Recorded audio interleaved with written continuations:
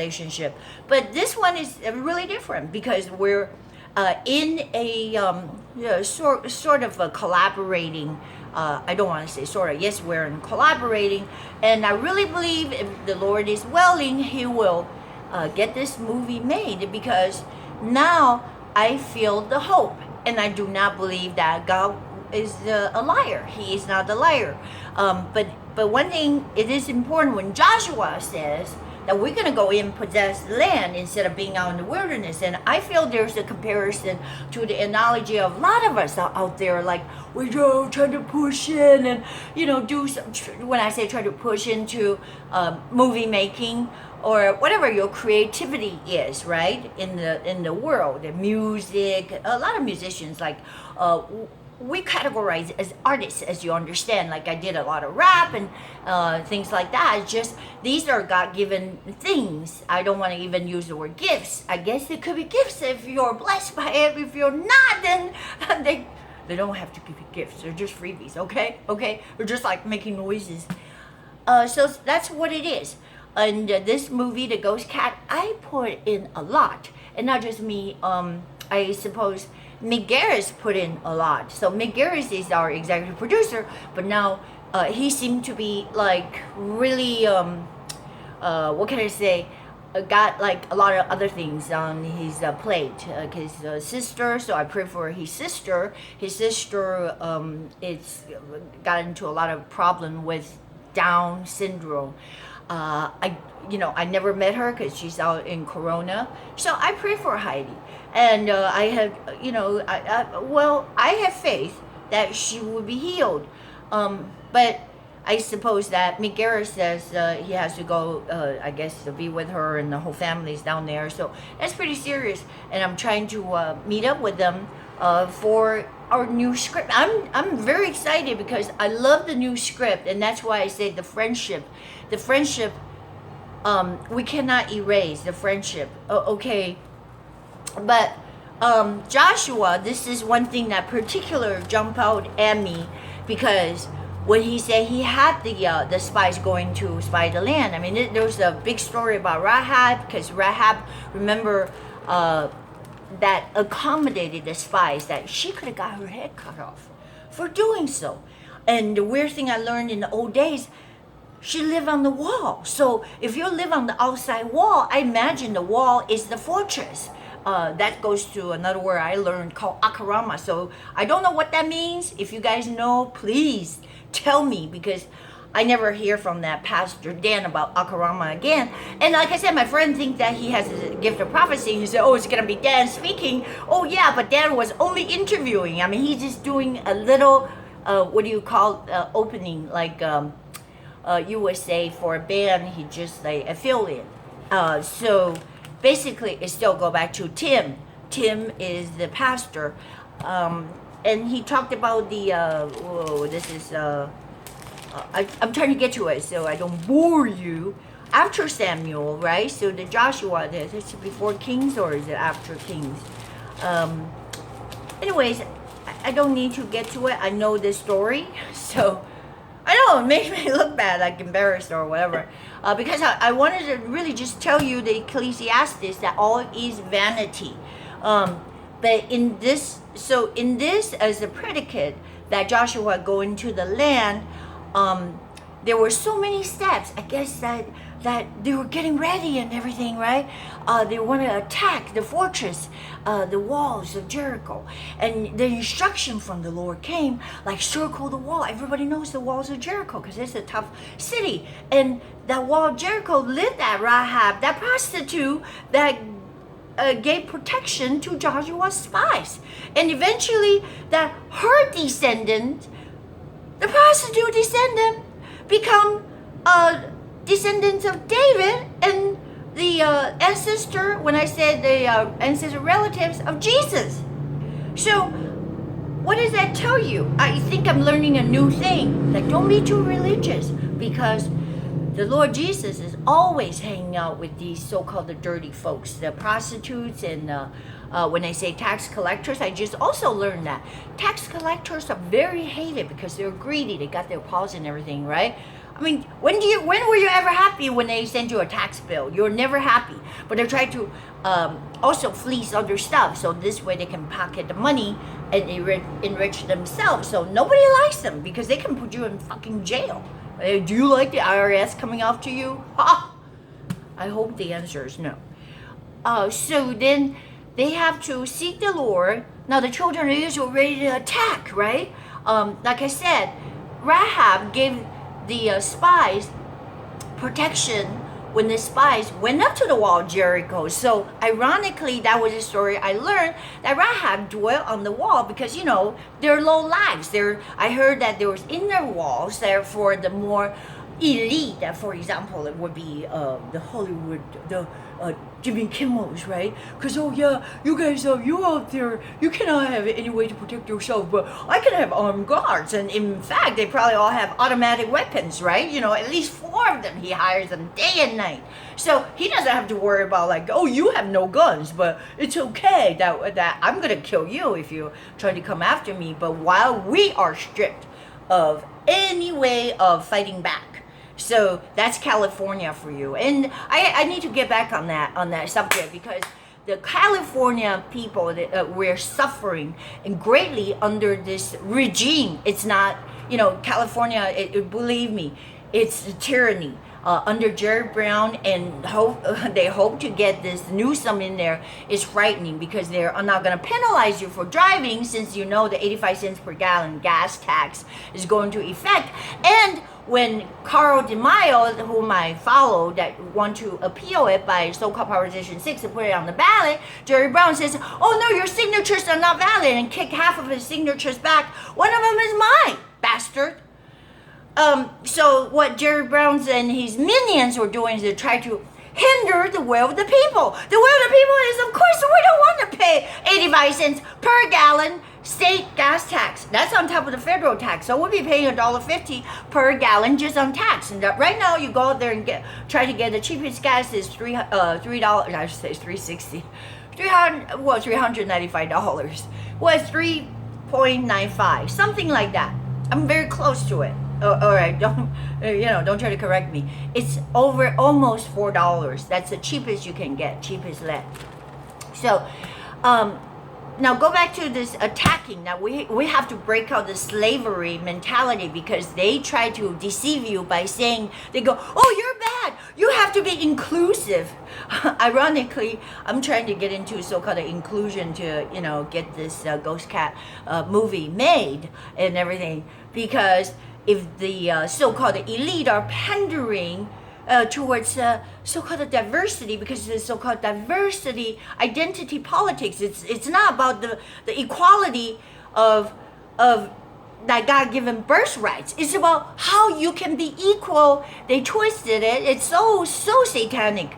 After you take from your neighbor, so you're not equal until your neighbor pays 50%, and that's what happened in Venezuela. Socialism, communism doesn't work because you know why? There's so many people with handouts, and that's exactly why California is flooding us. Allow no borders. So-called, oh, you're bad, you're racist. Oh, open borders, so everybody from this third world country can come in, and first thing is food stamps and shelter, and now we're paying for their insurance. We have to pay for their avocado. It's not avocado. They are lawyers, to hire lawyers to defend them their right to be here. Oh yeah, somebody come in your house, right? You want to accommodate him out of goodness of your heart. Go ahead and do it. But if it's gonna be like a whole neighborhood, hundreds of them, then I'm just like going, hey man, we gotta shut this thing down. All right, but I don't know. It just get me really fired up because of November, and because now the Agenda 21, the UN Agenda 21 is, gearing up in California to try to kick you off your land by burning your houses and so-called EMF. And I'm sure you're seeing a lot of these videos, and they're real. When they shoot these videos, the Santa Rosa, the fires and everything, Hey, I have a question for you. Why is it only burns in California? Huh? We don't see that in Utah. Why is it that, they try to blame it on climate change? It used to be the so-called global warming, and people are not going to buy into it. So they say climate change. Of course the climate is changing. It's changing from minute to minute, hour to hour. But if the fact is they try to bring you out of your homes because you can see the evidence is there are EMF, electronic magnetic, a manufactured weapon. All right, these are very easy to do. The evidences are there because the trees are standing, and you see metals. You see, like I'm talking about, even like this has over 2,500 Fahrenheit degrees of Fahrenheit of so-called the melting point. But these like metals, people's stoves and ovens melted completely, just cinched, ashes to the ground while trees are standing. So anyways, in their devious scheme, when I say Agenda 21 in California, I'm brown by saying, global warming, but they managed to burn up every part of California. Well, you don't see that somewhere like down the south of the border. So immediately there is no burning there. Why is it adjacent states, Nevada, Utah, they don't have burning there, Arizona? Because why? Because fucking California is full of these evil communists trying to burn you out of your homes and disallow you to rebuild. I was just at my friend's house, not a house, a trailer, who got yellow tagged because he had a trailer on his own property since 1980s. I suppose he got this big property out in Malibu. This is where I go to the Dry Gulch Ranch. My friend happened to live half a mile from there, but he cannot build a house. He has a trailer and he has a permit because they yellow tagged the trailer and said, you cannot live in the trailer on this land. Why? I bought this land. Maybe I just want to grow some stuff. So this is the bureaucracy. They will not give you a permit to build. If you try to build something, they will freaking tag you and fine you. And that is coming. So that is coming. They will not give you a permit to rebuild your house. And they're just try to give you FEMA settlement. No, take a few $100,000. Or we'll put you these big complexes. They'll set you in this perfectly fine pigeonholes this Agenda 21 proposed, and it's happening everywhere, like the La Brea Park, where you go, you want a gym, it's right there in the big complex, it's acres and acres, everybody stacked up in a box, and people are they live there. I couldn't believe it. Oh my God, you can never get me to do that again. Oh Lord. So they try to raise your property tax, and therefore you cannot live in your homes, and they want to evict you, and that's another scheme. And then they tax you to death. You cannot drive. So everything is restricting, and that fits into the so-called Agenda 21 to flood us, to flood the United States of America with all the other people from every country. I will call it shithole, yes, to turn that into a shithole, third world country. So, with that said, Joshua, I don't know how come I just get so mad when I think about things like that, but Joshua sought the Lord, and the Lord had him circumcise everybody in the camp. I go, this is so weird. Lord, why are you so weird? God is very strange, because he said that. He said, I'm a peculiar God. He's very peculiar. So I guess we're ready to go. We're we get our tanks together. I'm just saying, to get into Jericho. He says, okay, we're going to do it. We're going to walk around the camp or whatever. No, wait a minute. You have to circumcise everybody. I was like, oh my God. I think Pastor Tim even said that, it's okay when you're a baby, when you're just a newborn, they cut that little foreskin of your penis and you just, like that, and you forget it, right? Because you're just a baby. But then now you're 20-some year olders, or this is just all the male. They went in their tents. Just think about the sanitation. What if you get an infection? I really don't know what did they do in the old days. But they just take the flint knife. It says flint. I don't even know what it looks like. Do you know it's sharp enough? Do you know it's going to leave a mark? Do you know it may be causing some kind of scarring? I don't know. And then just take their penis and whack it. I suppose. I'm not making this up, but seriously. But then, everybody's like, probably try to heal up, and then before they can go in to possess the land, supposedly. So that is weird. I don't know what that is, what that means. I suppose the Lord is telling us that before we can go in and possess our dream land or whatever that were the fortresses that occupied by the adversary, the Lord wants us to take them down. But before that, He wants us to so-called circumcise our hearts. That's the analogy I get. Okay, I'm not preaching. I'm just saying. I didn't understand. It's just not logical when your tanks and your men are ready to go around the border. You're sending a spy. And they had the report. You have your plans and everything, but the plans are really weird. The plans are walk around the walls of Jericho. Supposedly they're huge, right? Remember, people live on top of the walls. I don't know how they do it. I guess there are certain sections you just build the house into the wall, or just a hole or something. I don't know how they have sanitary things. Maybe they lower the buckets every day to draw water and put down their little cesspool. I lived in China. It's not much better. All right, I draw water out of the walls, and I fell into a cesspool after it's been dug out. Well, that's what I'm told. Like, I fell into some kind of a ditch that I could have drowned. Just imagine that. Satan would have me drown in cesspool, but by the grace of God, now I'm saved. But hey, somebody that have whatever that's what do you call that? Everybody has OCD. I don't want to say like, oh, this is a particular kind of OCD, but sure, I get it. Okay, I get it. So we're friends now. You also hear that from me, Christopher. Relationships change, and that's all. That's all. Just nothing stays the same, and that's what the Ecclesiastes says. But I'm still trying to find the book of Joshua. So then, when they're ready to go march the wall, children of Israel to march the wall 7 times, like every day, they just go around, boom, boom, boom, boom, and Joshua disallowed them to speak a word, to be silent. And I read the analogy by Pastor Jack. It says, what was the analogy? The reason why that Joshua forbid them to talk, because in the past, the children of Israel were murmuring. When they talk, they would say, this is crazy, or just things that are negative. So sometimes, because we blurt out things in the situation, like I do that a lot, because I'm like, I'm pretty much a ping pong reaction, a knee jerker, like, I'm like, I kill you. So under any kind of stress, adversity, I was just like going, this is bullshit. It's not going to work out. This is like, you're Joshua, you're disgusting, man. You bring us out and you say you promised us all this stuff, that you're nothing but a liar, or things like that. You see, just being negative, and God doesn't want that.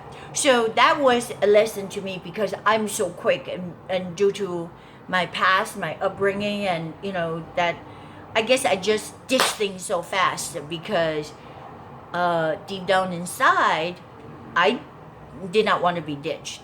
You know how that is? Instead of like, if you're abandoned, meaning like people just lift you up in the middle of the night and drop you like in a graveyard or something, that's abandonment. That you'll have some issue. And not that I've tried to relive that. I'm just saying the devil knows the weakness, so the devil causes me to like get there's like, you people are just liars, and you're gonna take us into the land of milk and honey. You don't know what you're doing. You don't know what you're talking about. So basically, shut up. I think I get it. I get it. So 7 times they march, and then after that, the 7th day they march 7 times around. I guess that's a lot of marching. I don't know what's the reason for that. It just seemed like maybe the Lord likes the number 7, or want them to get a bigger workout. I don't know. But it was weird, because nobody climbing the wall is around it. And it's just like me, I should just be walking outside of Universal Studio, and 7 times, and boom! The thing comes off. With the horns of the rams and the priests, and like, boom, boom, boom, boom, boom. Can you imagine that? It just like, all fall apart. Like it imploded. I don't know. It's too weird. Okay. So either you believe it as a true story or a fairy tale, but I think we can learn something. One thing I did want to say is that there was an angel of the Lord right before Joshua went in and with a big sword. Uh, so he stood in the way and Joshua bowed and said, "Who are you, Lord?" I don't know if that's Michael the Archangel or Jesus himself, but basically, I suppose you discerned it when it was a supernatural creature. Of course, it was a sword. It's very frightening. So Joshua says, "Are you with us, angel of the Lord? Are you with us, or are you with them?" Meaning the enemies that we're trying to go take over the fight. And the answer was neither. So when Pastor Tim said that, I go, that is weird. Uh, why would the angel of the Lord say neither? I'm not here for you nor your enemy. So Tim says, well, I'm just telling you this is what he says. Doesn't mean that I agree with it. He just says that you have to think that, are you with the Lord? Are you going in with the Lord? Like, are you on the side of God instead of saying, God, are you on my side? Something like that. So I still don't know. I mean, that's hard to discern. Because the angel of the Lord answered neither, and that causes that questions. So maybe we should say, am I in your will? Okay, so my question, my prayer is, am I in your will, Lord? And if it is in your will, because my strength is small. I have no strength. I mean, how much I can garner up, right? I can garner up enthusiasm. I went to a party with Christopher, his friends, and I was very enthusiastic. I really am. I'm totally sold on the story. I love the Ghost Cat. I'm changing my name. Actually, now it's officially Cat, C-A-T, Ling, in honor of making this movie Ghost Cat. And also, nobody can say Cheryl. So when you go to IMDb, it's going to say Cat Ling, a.k.a. Cheryl Ling, as part, like, Rice Girl, casting director, or whatever, writers and stuff like that. So I'm making my move. But I want to say, am I with your train, God? Am I on the right track? So that's it. That's my prayer of the day. All right. Happy Labor Day, and go Patriots. I don't want to say I'm not going to go to church, or I'm just trying to work it out, because a lot of Patriot games is going to be 1 o'clock Eastern time. That's 10 o'clock. That means the church starts at 11 and church on the way. So, I might have to do the virtual ones.